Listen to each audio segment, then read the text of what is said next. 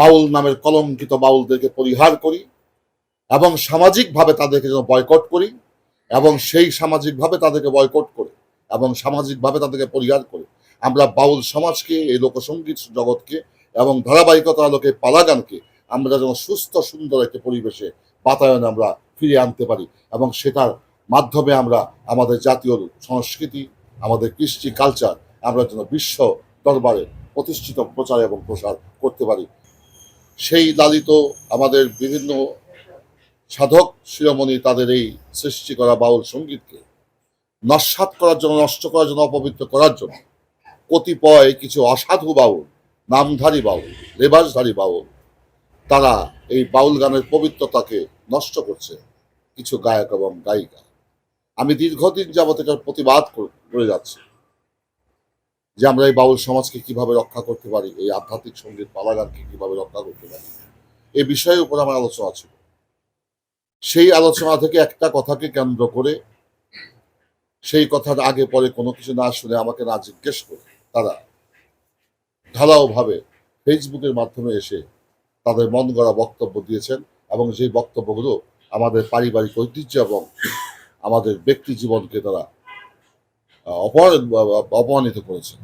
আমি দীর্ঘ প্রতিবাদ এবং নিন্দা জানাই এবং সারা বাংলাদেশের এই পালা গান, বাউল গান, আধ্যাত্মিক ভাব মসজিদি গান, এই সঙ্গীতের জগতের পবিত্রতা রক্ষা করার জন্য আমি ইলেকট্রিক মিডিয়া, প্রিন্ট মিডিয়া, আপনার সাংবাদিক বন্ধু যারা এসেছেন, আমি তাদের কাছে, তাদের মাধ্যমে উদাত্ত আহ্বান করবো সারা বাংলাদেশের মধ্যে যে বাউল পরিবার, পীর মাশায়েখ, সাধুগুরু, বৈষ্ণব, পাগল মস্তান রয়েছেন, সুফি সাধক রয়েছেন, সকলের প্রতি উদাত্ত আহ্বান আমরা যেন সেই যিনি অনেক বিতর্কের জন্ম দিয়েছেন এই ভাইরাল ফেসবুকে, আপনারা সাংবাদিক বন্ধুরা জানেন, যেগুলোর জন্য আমরা মুখ দেখাতে পারি না। দ্বিতীয়ত হচ্ছে লতিফ সরকার, তৃতীয়ত হচ্ছে আলিয়া বেগম, চতুর্থ হচ্ছে রুমা সরকার, পঞ্চমে হচ্ছে রজব দেওয়ান, আর আরেকজন হচ্ছে মালেক সরকার। এই সারা বাউলদের মধ্যে এই কয়েকজন ব্যক্তি শুধু আমাকেই ব্যক্তিগত আক্রমণ করে নাই, আমার পরিবারকে প্রশ্নবিদ্ধ করেছে এবং মানহানিকর বক্তব্য রেখেছে, যে বক্তব্য তীব্র নিন্দা এবং প্রতিবাদ জানাই। আমি আমার কাজগুলো আমি শুধু প্রমাণ যেগুলো ছিল, প্রমাণগুলো, সেই এভিডেন্সগুলো আমি সংগ্রহ করেছি এগুলো পেন ড্রাইভের মাধ্যমে, পেপারস আকারে আমি প্রিন্ট থেকে সেটাকে দিয়েছি, প্রিন্ট আকারে দিয়েছি। আর আমি আজকেই প্রথম সাংবাদিক আপনাদের কাছে আমি আমার বক্তব্য তুলে ধরছি, নিন্দা এবং প্রতিবাদের বক্তব্য।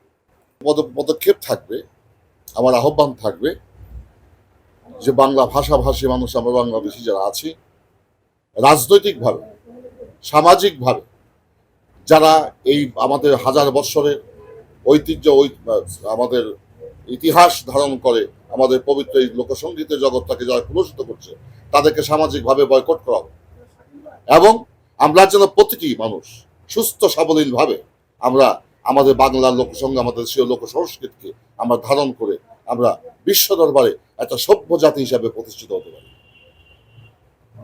হযরত বাবা দেওয়ান আলেপ চান রহমতুল্লাহ আলাইহ, তার দুজন সুযোগ্য সন্তান আব্দুল মালিক দেওয়ান এবং আব্দুল খালেক দেওয়ান।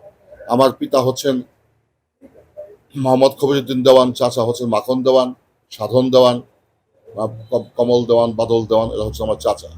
আর আমাদের আরেক চাচা ছিলেন খালেক দেওয়ান সাহেবের সুযোগ্য উত্তরস্বরী এবং তার ভাবধারা যিনি ধারণ করেছিলেন মাতাল কবি রাজ্জাক দেওয়ান সাহেব। আর কাজল দেওয়ান হচ্ছে রাজ্জাক দেওয়ান সাহেবের ছেলে। আমাদের এই পরিবারের দেওয়ান যত নামধারী ধারণ করে গান সঙ্গীত করেন, তার সবাই কোনোভাবে আমাদের সাথে জড়িত। হয়তো কাজলের ছাত্র, হয়তো আমার ছাত্র, আমার বাবার ছাত্র, নয় আমার দাদার ছাত্র, বা শিষ্যের শিষ্য, এরকম দেওয়া।